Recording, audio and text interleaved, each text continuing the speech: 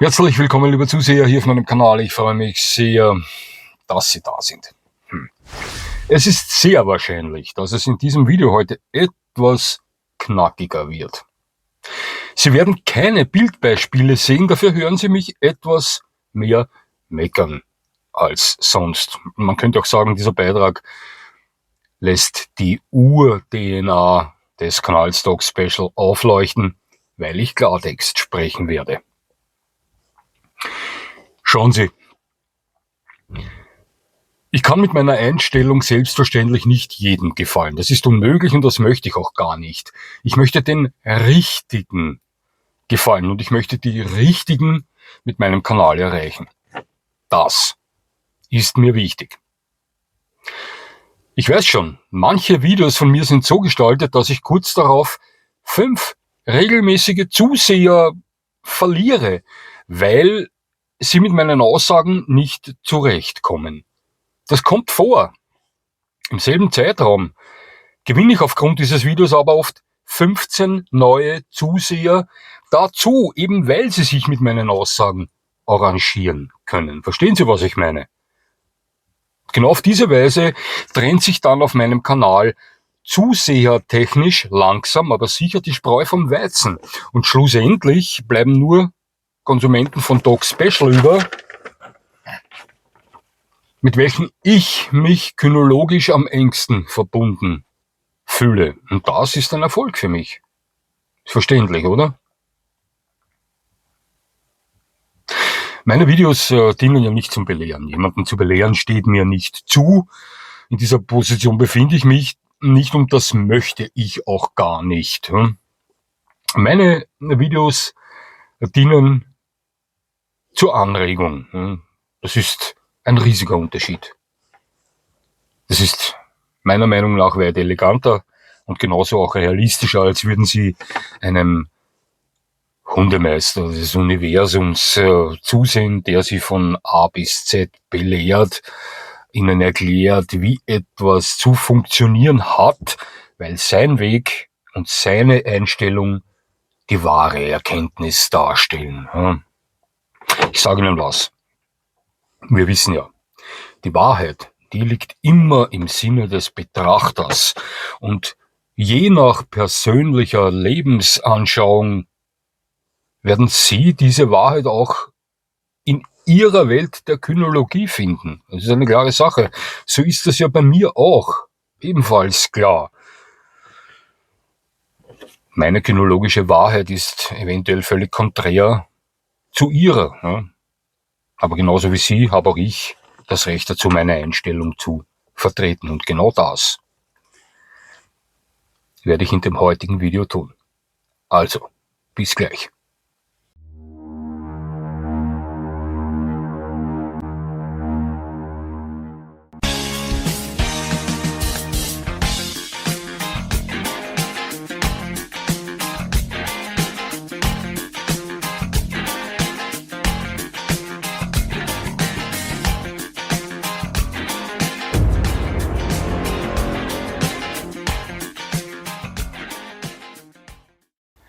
Als Betreiber eines Hundekanals surfe ich zum Thema natürlich sehr viel im Netz herum.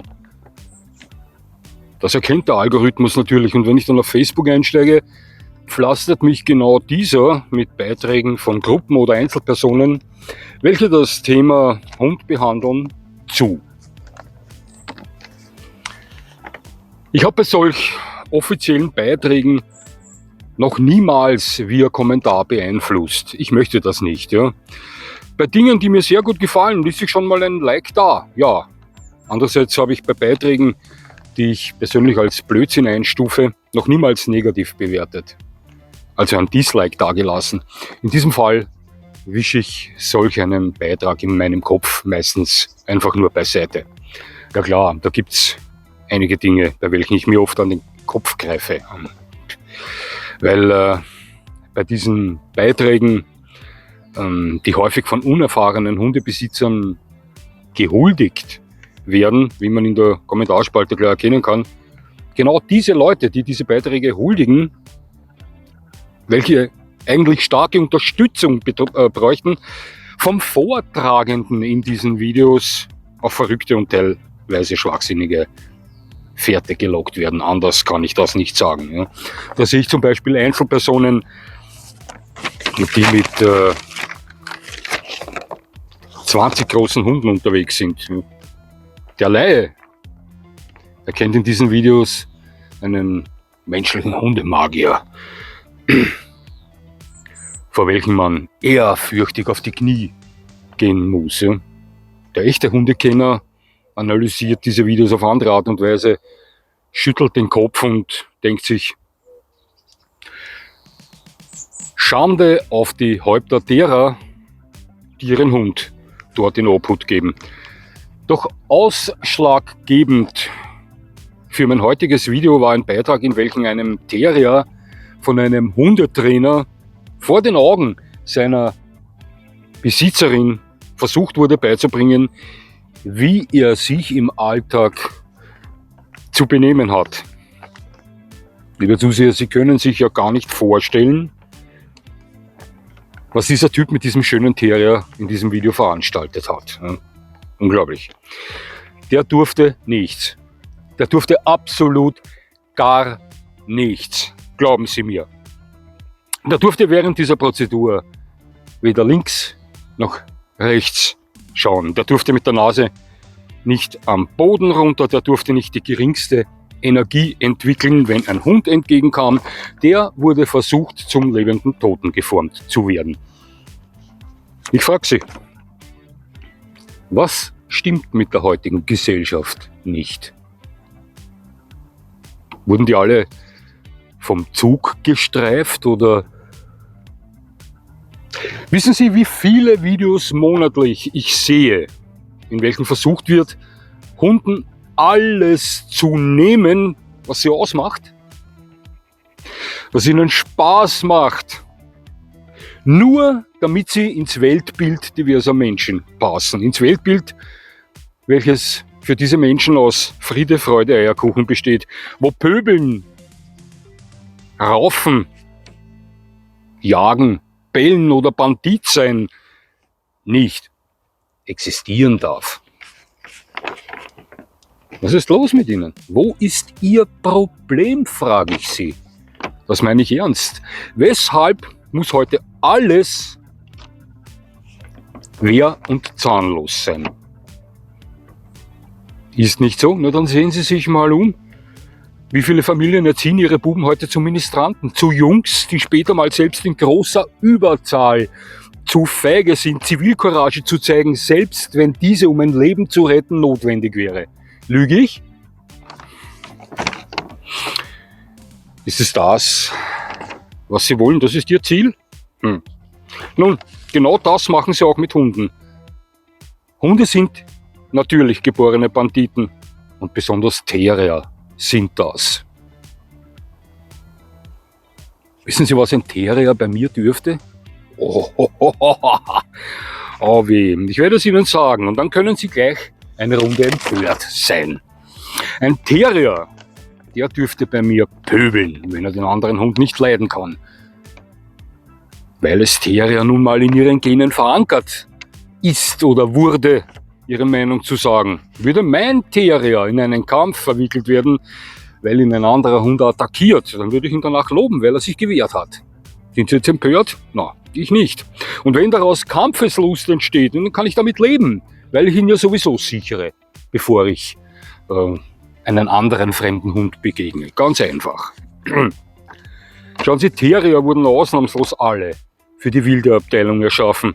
Und das muss mir vor dem Erwerb solch eines Hundes klar sein. Und das sollte ich auch erwarten und akzeptieren.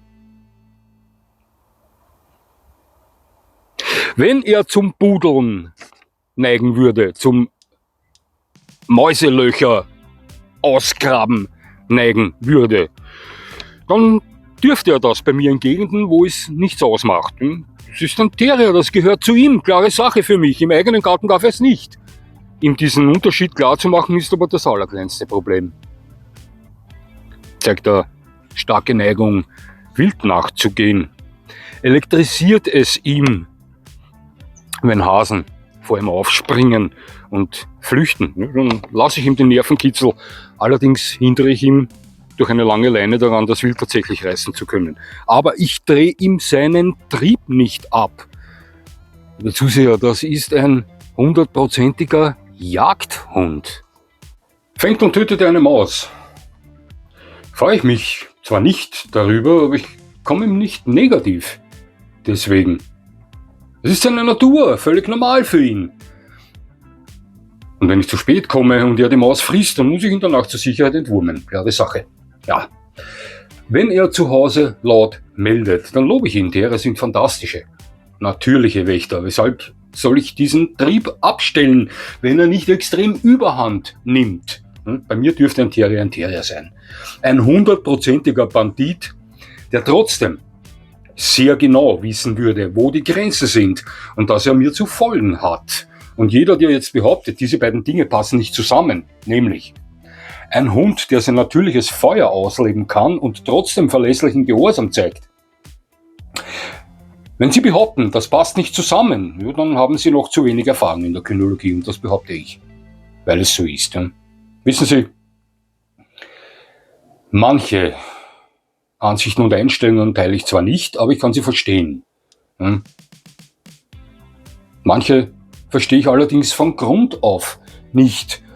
Ich meine, Sie erwerben einen Terrier, einen Hund mit loderndem Feuer, aufmerksam, kämpferisch, schnell, hart. Und das Erste, was Ihnen einfällt, ist daran zu arbeiten, alles, was einen Terrier ausmacht, auszulöschen. Krank, oder? So sehe ich das. Ja? Genau das kann ich nicht verstehen. Ähnliches geschieht ja auch mit vielen anderen Hunden. Warum nehmen Sie sich einen Dobermann, wenn er nicht melden darf und ständig von Ihnen verkrampft bearbeitet wird, wenn er fremden Besuch gegenüber unfreundlich auftritt? Dann sperren Sie ihn in ein anderes Zimmer, solange der fremde Besuch da ist, aber lassen Sie ihn Dobermann sein. Oder nehmen Sie sich lieber einen Wellensittich anstatt eines Dobermanns. So etwas kann mich ärgern. Ja. Warum nehmen Sie sich einen Beagle, wenn es Sie stört, dass er am Feldweg ständig mit der Nase am Boden völlig aufgeregt einer Spur nachgehen möchte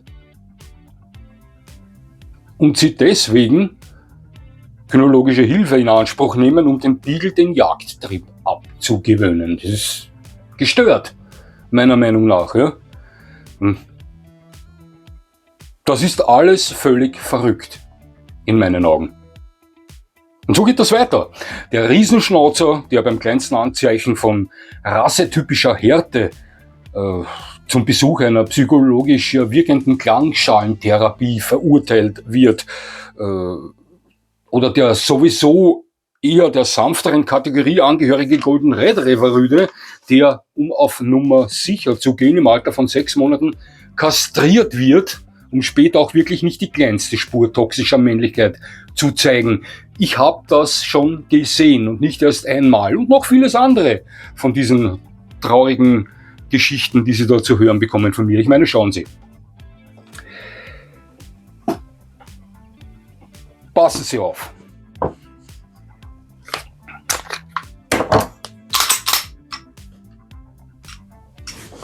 Waffe sicher. Wären Sie nicht etwas verwirrt, ja, wenn ein Bekannter von Ihnen sich eine schöne Faustfeuerwaffe im Lords Kaliber 45 ACB kauft? Das ist das Kaliber, von dem ich absolut überzeugt bin. Ja? Und danach nichts Besseres zu tun hat, als sich sofort ein Wechselsystem zu besorgen im Kaliber 22 Long Rifle, ja, um das Ganze in diese schöne 45er Faustfeuerwaffe einzubauen, um danach nur mehr mit Kleinkaliber zu ballern. Ja, nichts gegen Kaliber 22 LR, aber das wäre schon etwas verrückt. Finden Sie nicht? Ja, also ich schon. Oder Sie schicken Ihren Sohn oder Ihre Tochter zum Kampfsport, weil Sie der Meinung sind, etwas Erfahrung im Bereich Selbstverteidigung kann nicht schaden, was auch der Realität entspricht. Beim Gespräch mit dem Trainerteam Allerdings beharren sie aber darauf, dass ihr Sprössling niemals die Matte oder den Ring zum Trainingskampf, also zum Sparen betreten darf, obwohl das essentiell ist. Ja? Weil sie derartigen Kontakt nicht akzeptieren würden. Das ist alles schon vorgekommen. Ich habe das selbst erlebt. Ja? Und genauso ist es mit den Beispielen der Hunde auch. Auch hier rauben ihnen die Besitzer in vielen Fällen so gut wie alles, was sie ausmacht und ihr kurzes Leben spannender gestaltet. Und das verstehe ich nicht.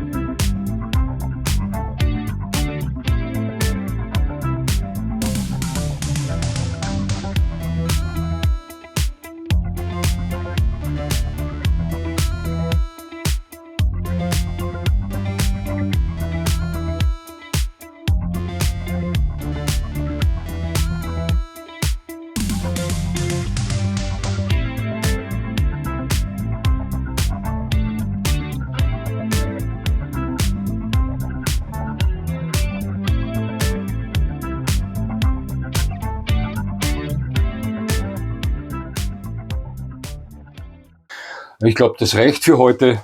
Was ich sagen wollte, habe ich gesagt, und meine Brüder und Schwestern im kynologischen Geiste werden genau verstanden haben, welche Aussagen ich damit raushauen wollte. Ich weiß, dass mir dieses Video heute wieder einige Zuseher kosten wird, das ist mir klar. Es wird mir aber sehr wahrscheinlich 2 bis 3 Mal so viele bringen, wie weggehen. Auch das ist mir klar. Wie schon zu Beginn dieses Videos gesagt, langsam aber sicher trennt sich in unserer Dog Special Division die Spreu vom Weizen. Es hat mich sehr gefreut, dass Sie mir zugesehen haben. Ich würde mich natürlich freuen, wenn Sie mir weiterhin zusehen, und jetzt wünsche ich Ihnen noch einen schönen Tag. Das war's schon wieder.